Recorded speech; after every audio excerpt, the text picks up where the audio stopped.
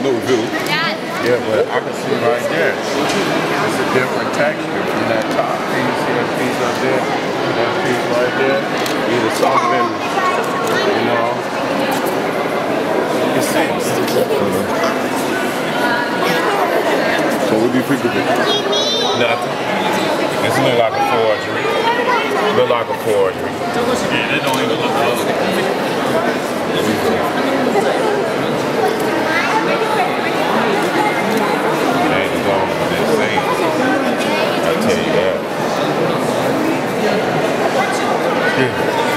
Let me get a little quick.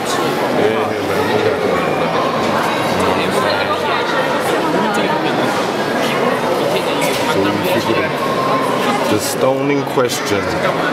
Yes, I can see. You can see the chain.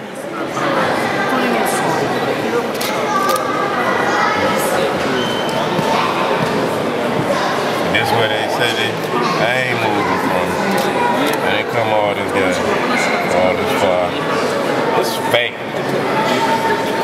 Man, you hear that, people? Yeah, he said it's fake. They have a fake one in the other room. Yeah, they got one in this room too. I took like 50 pictures of them because I was like, oh, it's the Rosetta Stone. Thank you.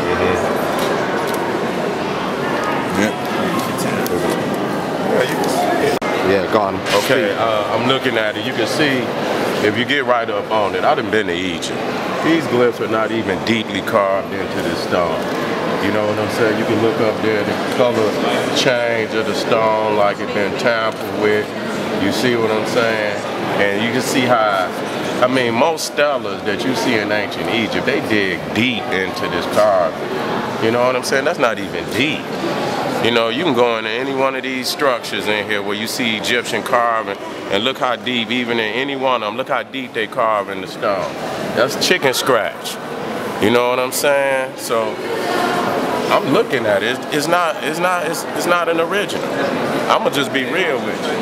It's not to go in any one of these stones that they done took off of a temple and see how deep the glyphs in. Any stela and see how deep and see how lightly those glyphs is carved in there, man. That's fake. Anybody could do that in here. Look at them glyphs, man. Where you see them, you know, we're gonna come back to that when people move.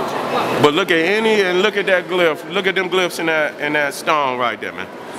See them glyphs? Go to any one and when you and tell me when you find one is lightly scribbled. It's like they did that shit with a toothpick. You know what I'm saying? And then you can see the variation in the stone at the top where it's lighter and then it get darker.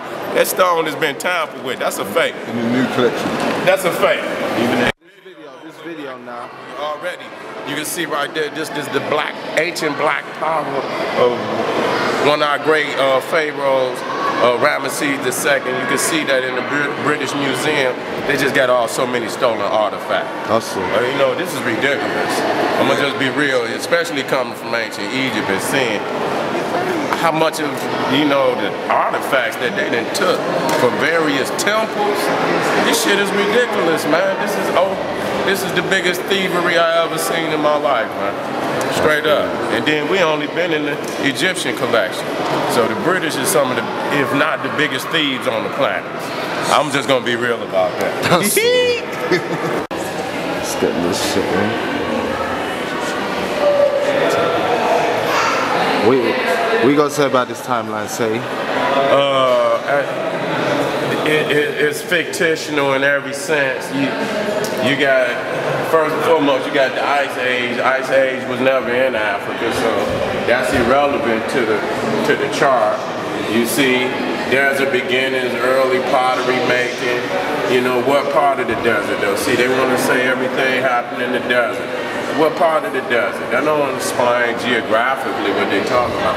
Settling in the desert, 7,000 BC. That's garbage. That's garbage. When Africans came into the land of Egypt, it wasn't desert. You know what I'm saying? It was vegetation in there. They lied. That's how you get the water erosion on the Sphinx and the pyramid, because it was it was green life there at that time. So they don't speak to that. And then you get, you know, not to ply or whatever they call that then, beginnings in early Egypt, early human statue, 4000 BC. This timeline is at least 20, 30, 40,000 years out of whack. Because by the time they get to Egypt, when it opens up, it's already full bloom. So where's the evidence of all the development prior to that? You just start in ancient Egypt full blown?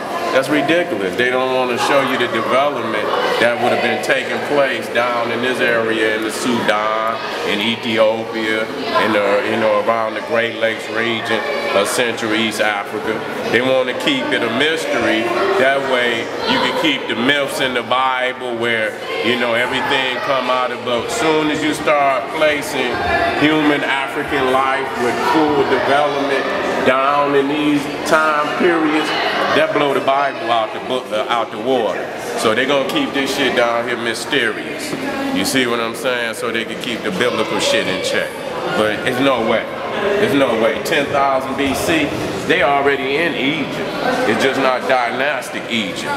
But you know, many of the the tombs, like in the early kings, those same type of burials was up in Sudan. And that's how they knew that New Egypt came out of Nubia. Because in these particular graves and right around Kustul, and these wasn't just little chiefs. These was on the level of the early dynastic kings. That's how they knew they were dealing with royalty. You see what I'm saying? The level of pottery, you know, the level of jewelry that they had. So this don't speak to none of that. This don't speak to none of that. You know what I'm saying? So this timeline is garbage. Okay, it's garbage. It's, you know, it's something that the European created to keep niggas in, you know, without knowing their history. That's all that is. That's all. You heard it here first, Black Ice TV. Early Egyptian desert beginnings, garbage.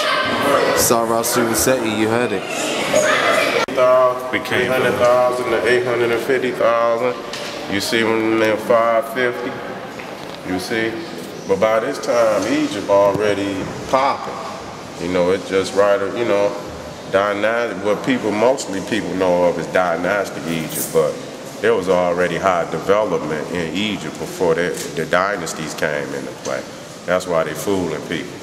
You know, that's why when you're dealing with the pyramids being built in the early dynasties, people can't understand that.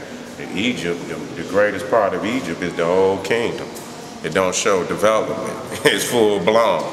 First dynasty, language, you know, the ceremonies of Osiris, the burial that's in the mastaba is the same one in the pyramid. So they had reached that full development. First dynasty. You don't come into existence full blown. You know why?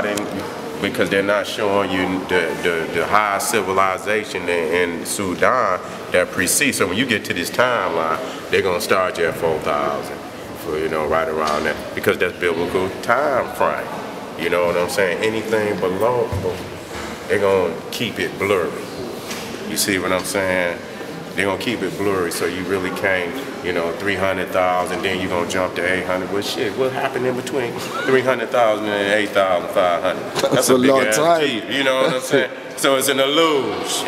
It's an illusion. Then you jump in 4,000, then they're gonna link you up with Sumeria and so on and so forth. That's how they're gonna do that. So this is a biblical timeline, but you know, the new timeline that we don't really know, but we know it's astronomically incorrect, because, I mean, you talking about, you know, again, the water erosion on the Sphinx, that got to be explained. Ain't been no water in Egypt supposedly 7,000 to 8,000 years.